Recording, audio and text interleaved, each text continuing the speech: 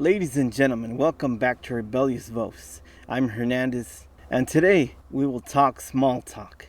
Although it's not small talk at all, because it has affected, all this has affected your life, my life, our community, our towns, our cities. It has affected every aspect of our life in one way or another, and we are bombarded with fearful and frightful news. You see, when this all started, don't think that I got up one morning and said, you know what, I want to make videos and take time from other things in order to edit the videos, in order to study, to research, to bring new material, to bring the truth to people.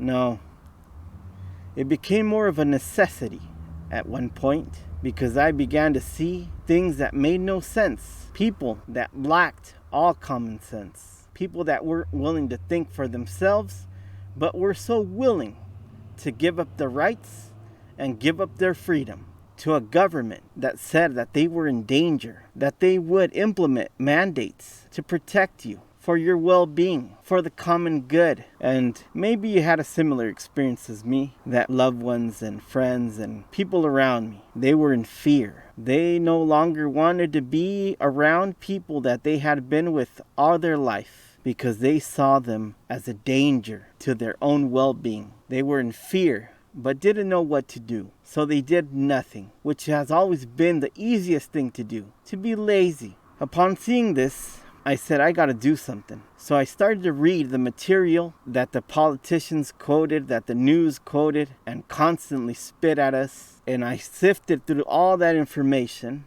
and I saw right through the scheme. The tale wasn't as tall as it was being told. But you know what? Something very disheartening and discouraging happens, I think, to each and every one of us. A man is not a prophet in his own land, his own hometown, or even in his own home. People sometimes don't believe you. That's why I think it's so necessary and so important that we all be in this, in the search for the truth. Because when someone might not listen to you, he might listen to me. Or when someone from my side won't listen to me, he might listen to you. Maybe you'll find something that ignites that flame inside of people, that makes them wake up, that makes them want to do something for their fellow human beings, for their compatriots, for the better good, the actual better good, that does not deprive, that does not isolate, that does not alienate, that does not cage people. The truth that frees people and lets them live their lives. People have the right to skydive. People have the right to climb mountains, to risk their lives, to choose the level of risk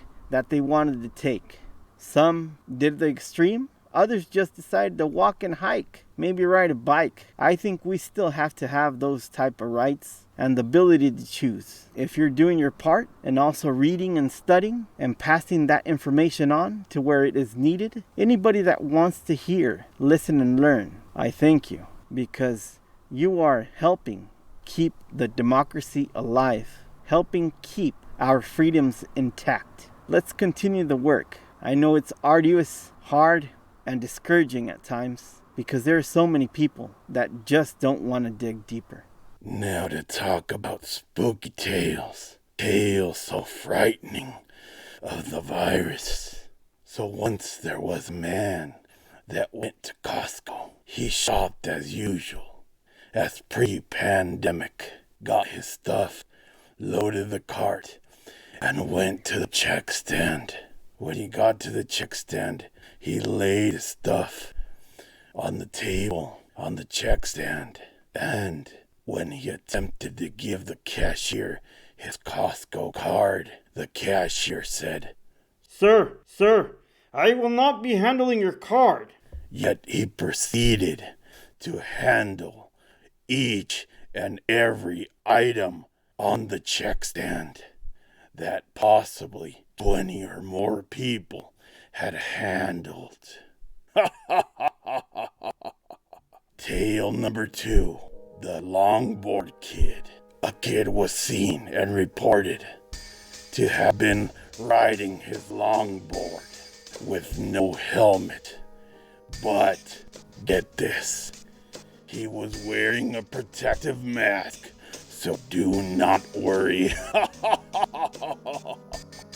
Right now in the United States, people should not be walking around with masks. You're sure of it? Because people are listening really No. closely to this. Right now, people should not be walking. There's no reason to be walking around with a mask. When you're in the middle of an outbreak, wearing a mask might make people feel a little bit better, and it might even block a droplet, but it's not providing the perfect protection that people think that it is. And often, there are unintended consequences. People keep fiddling with the mask and they keep touching their face. And can you get some schmutz sort of staying inside there? Of course. But when you think masks, you should think of healthcare providers needing them and people who are ill.